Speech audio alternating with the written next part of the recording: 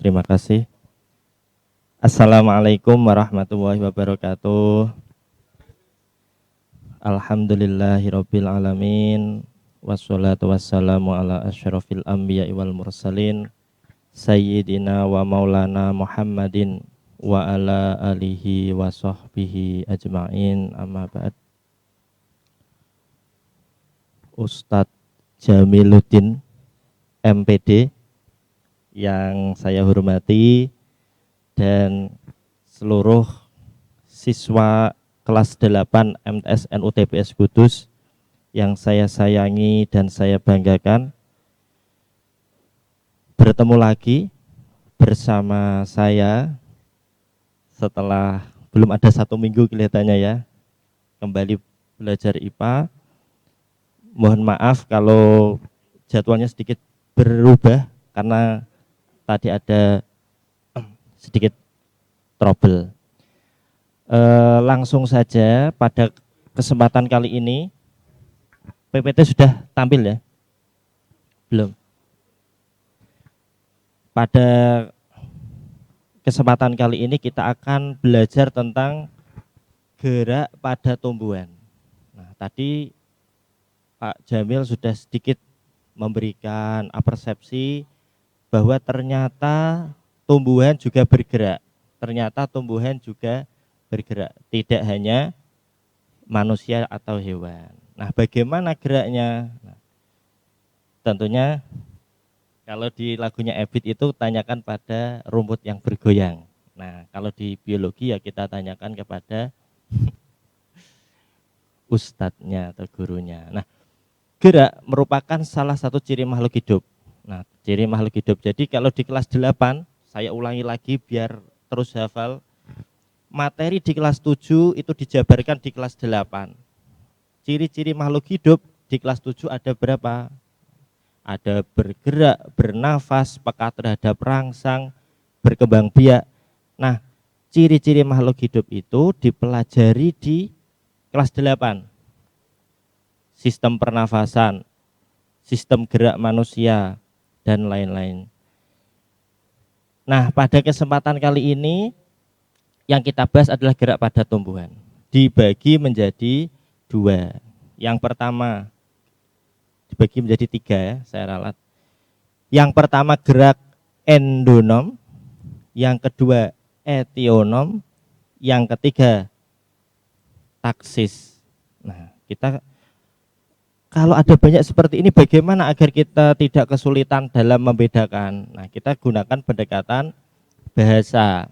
Endonom, endo itu dari kata indo, in itu di dalam.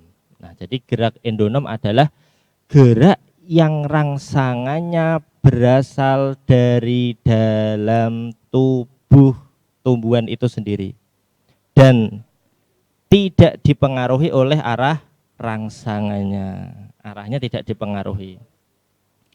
Contohnya gerak mengalirnya protoplasma. Nah, karena dia berada di dalam, kita tidak kelihatan, harus menggunakan alat bantu. Gerak membelahnya kromosom.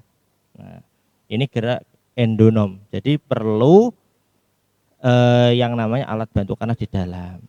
Yang kedua adalah gerak etionom. Etionom merupakan gerak yang dipengaruhi oleh rangsangan dari luar.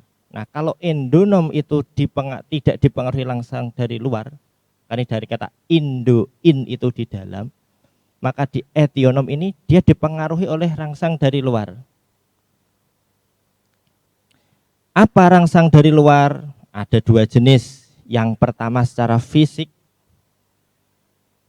jadi misalkan tumbuhannya terkena cahaya, terkena suhu. Ada secara kimia, dan ada secara mekanik, sentuhan, tiupan angin. Gerak etionom dibagi menjadi 3. Jadi dibagi lagi ya. Jadi tadi endonom, gerak dari dalam tubuh tumbuhan, tidak dipengaruhi oleh rangsang. Arahnya tidak dipengaruhi oleh rangsang. Maksudnya gimana? Misalkan yang mempengaruhi dari kanan, dia tidak terus bergerak ke kiri, bebas. Itu namanya tidak dipengaruhi oleh rangsang. Nah, kalau etionom geraknya dipengaruhi oleh rangsang dari luar dan arahnya ini dibagi menjadi 3. Nah, kalau tropisme arah geraknya dipengaruhi oleh arah datangnya rangsang. Arah geraknya dipengaruhi oleh arah datangnya rangsang. Kalau arahnya adalah menuju ke arah yang memberi rangsang namanya tropisme positif. Kalau menjauhi rangsang namanya negatif. Nih. Tropisme dibagi lagi menjadi 5. Nah, yang pertama, geotropisme. Ini harus pelan-pelan agar kalian bisa memahami tadi, karena istilah-istilah mungkin ada yang baru.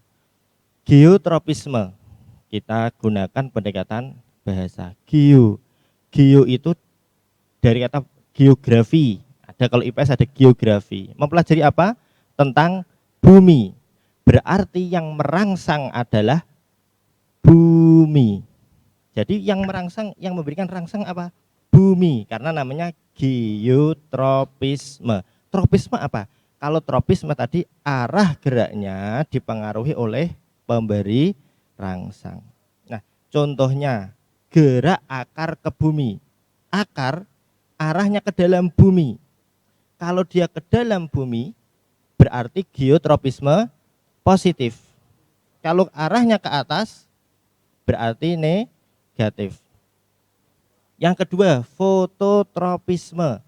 Foto. Mungkin kalian sering mendengar istilah foto. Foto itu apa? Cahaya. Kalian kalau mengambil gambar, kalau tidak ada cahayanya kan tidak bisa nyala memfoto sesuatu.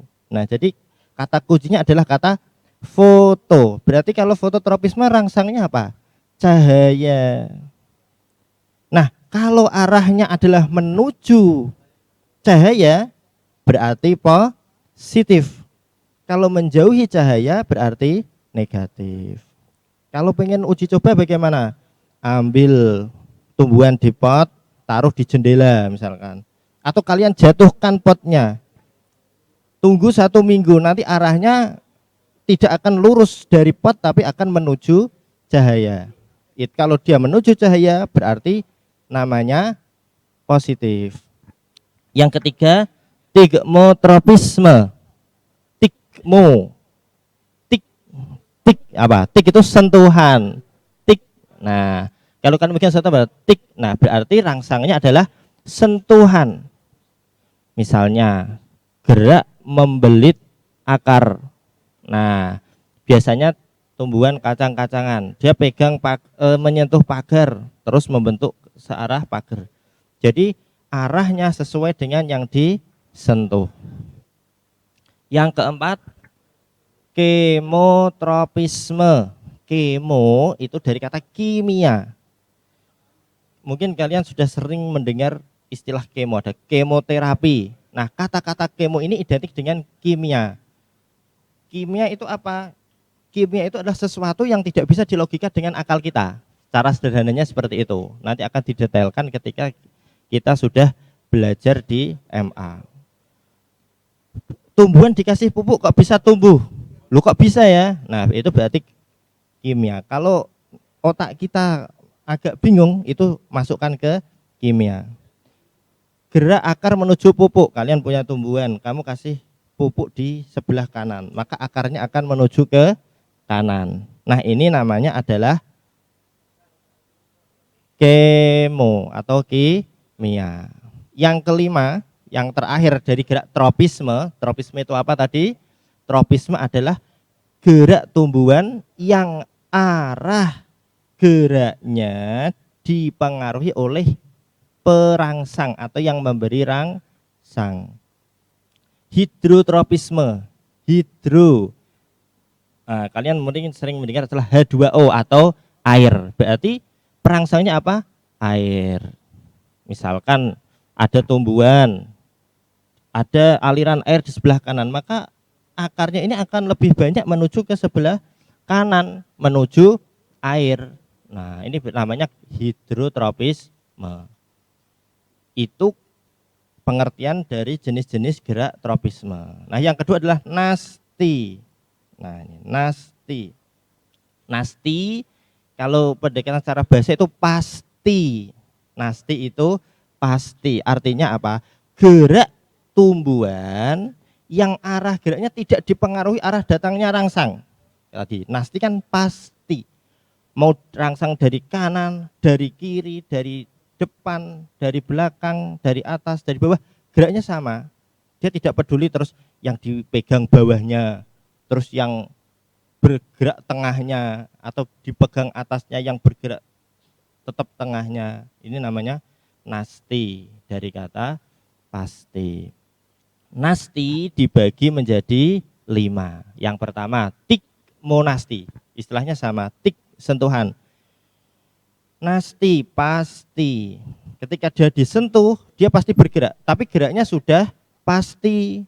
Mau disentuh dari kanan ya geraknya ke dalam, disentuh dari kiri geraknya ke dalam, disuruh dari atas geraknya tetap ke dalam. Putri malu. Kalau dulu masih banyak, nggak tahu kalau sekarang. Yang kedua fotonasti, tadi masih ingat ya, foto itu apa? Cahaya. Kalau fototropisme dan fotonasti bedanya apa? Kalau tropisme, jika cahaya dari kanan dia bergerak ke kanan. Kalau fotonasti, cahaya dari kanan, kiri, utara, selatan, dari manapun arahnya tetap sama. Contohnya gerak mekarnya bunga pukul 4. Mirabilis jalapa, istilah biologinya.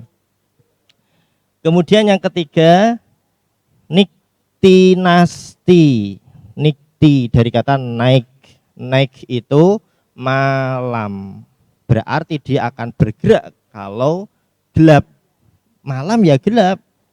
Gitu. Jadi niktinasti. Nasti itu apa? Pasti. Jadi kalau gelap dia akan bergerak. Geraknya kemana? Geraknya sudah pasti menutup. Misalkan dia tidak terus, oh kalau gelapnya dari kanan bergerak ke kanan, tidak. Karena geraknya adalah gerak nasti. Yang keempat termonasti. Istilah termo itu suhu, termometer. Termometer suhu. Kalau suhu benda itu berubah, maka benda tumbuhan ini akan bergerak. Contoh di musim semi, gerak mekarnya bunga tulip, bukan bunga tulis ya. Nah, geraknya kemana? Ya sudah pasti mekar, tidak terus, oh kalau dari kanan kiri tidak. Nah yang kelima, nasti komplek. Nah nasti komplek ini, komplek artinya apa? Banyak sekali faktornya. Faktornya banyak, tidak hanya satu. Yang terakhir adalah gerak taksis. Nah kalau tadi tropisme sebagian tubuh tumbuhan, nasti gerak sebagian tubuh tumbuhan. Kalau taksis adalah gerak seluruh tubuh tumbuhan. Nah, taksis sama tadi dengan nasti dan tropisme, juga dibedakan beberapa jenis. Fototaksis, tadi apa kalau foto? Cahaya. Kemotaksis, apa? Kimia. Galvanometer. Wah, ini galvanometer ini berarti listrik. Mungkin itu yang bisa saya sampaikan. Saya kira sudah cukup. Saya kembalikan ke moderator. Baik, terima kasih Bapak Junior sudah menyampaikan